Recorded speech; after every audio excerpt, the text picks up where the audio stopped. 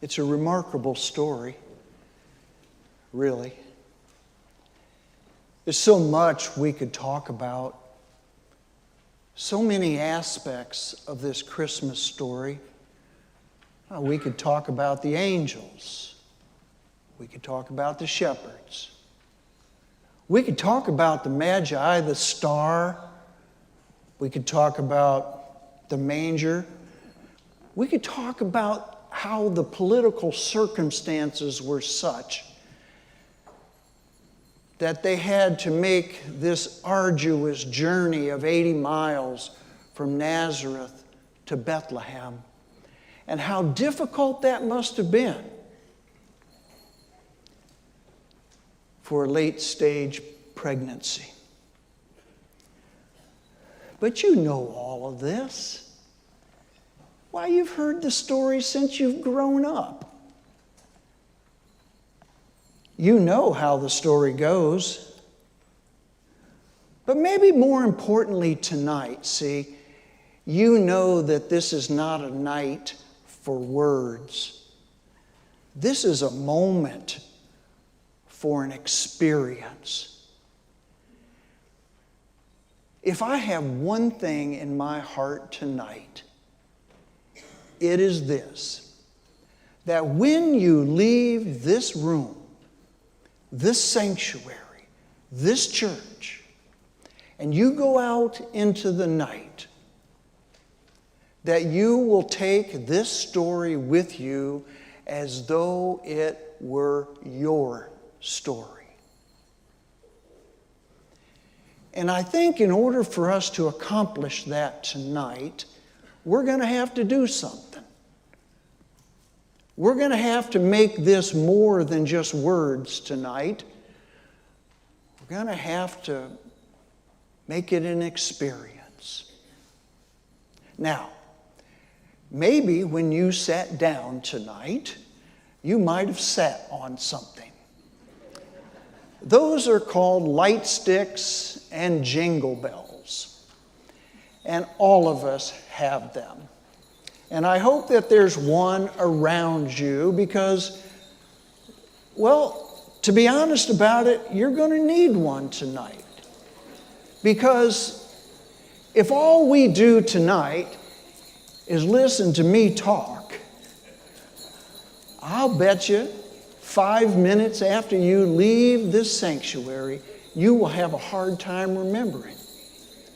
But I think tonight, when you leave, you will take something with you that will help you to make this eternal story your story.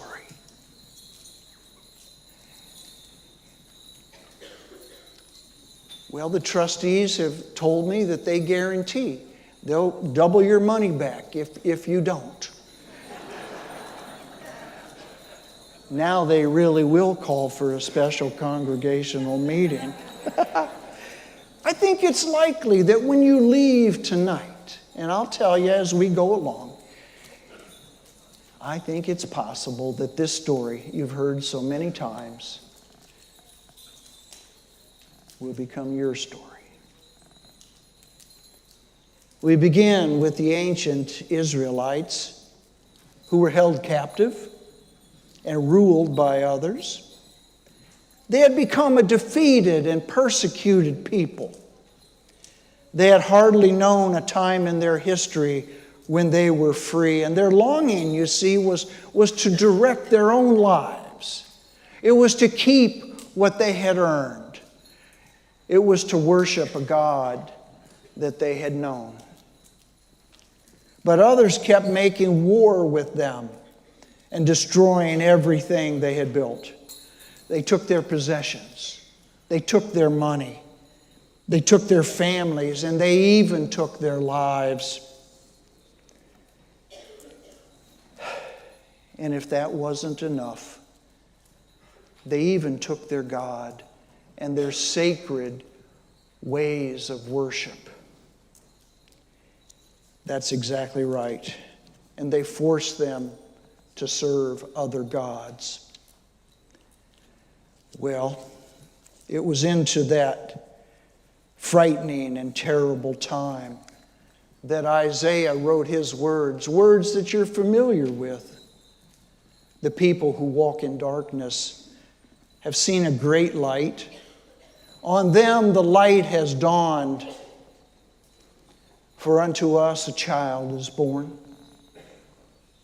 To us a son is given. That's right.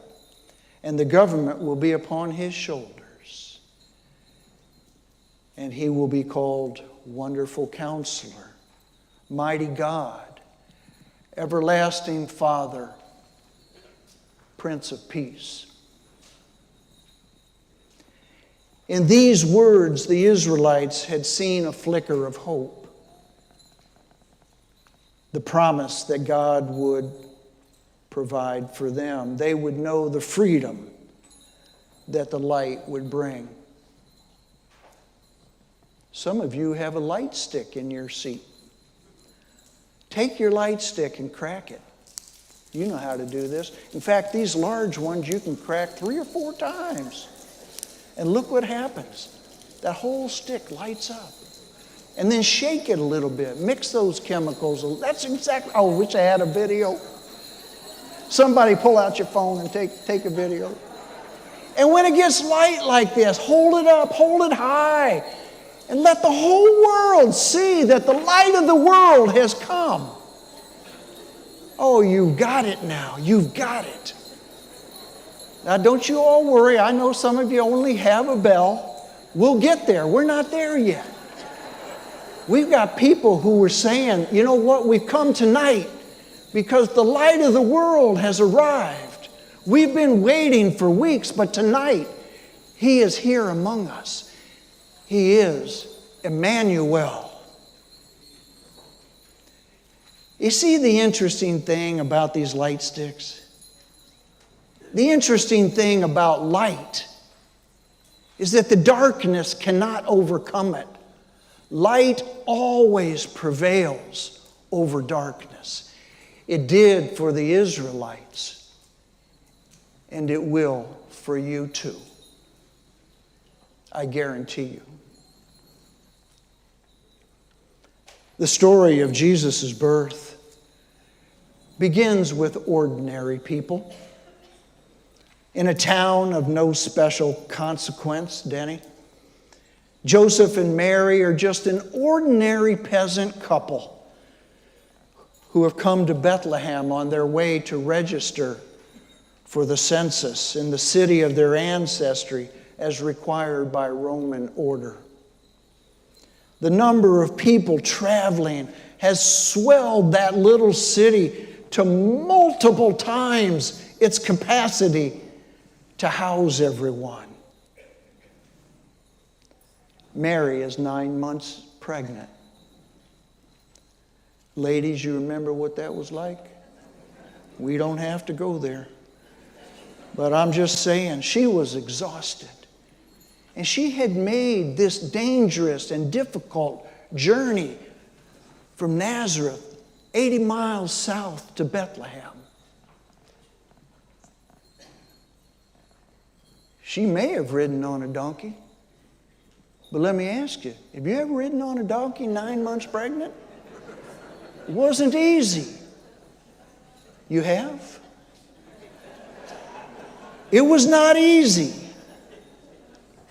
And as they slowly make their way through Bethlehem, Joseph stops at building after building to inquire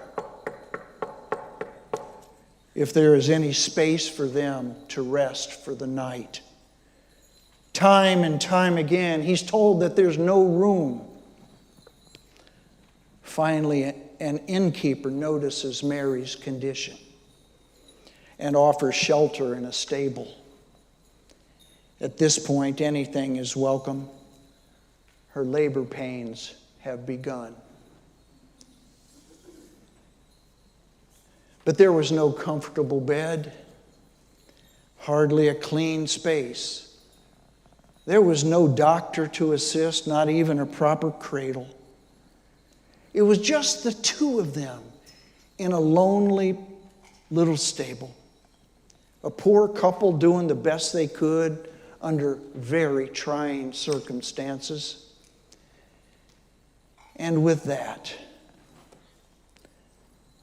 the cry of a newborn baby. And God slipped into our world on this night in the lowliest of conditions, as if to say, I'm here with you. You are no longer alone. If you have a bell, ring it. The cry of a baby, the cry of a newborn baby that was announcing to the world that you are no longer alone. Oh, you may have your tragedies and sorrows. You may have your sadness and loss, your dangers and your difficulties.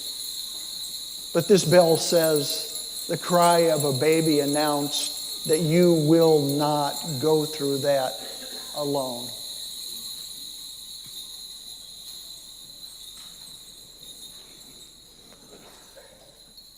As your baby grows up, I want you to give your child this bell tonight.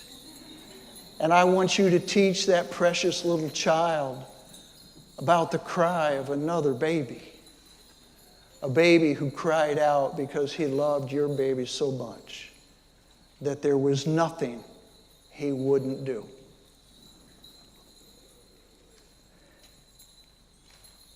It's my prayer tonight. No more words. Don't worry. It's my prayer tonight that the sights and sounds of Christmas will be your guiding light.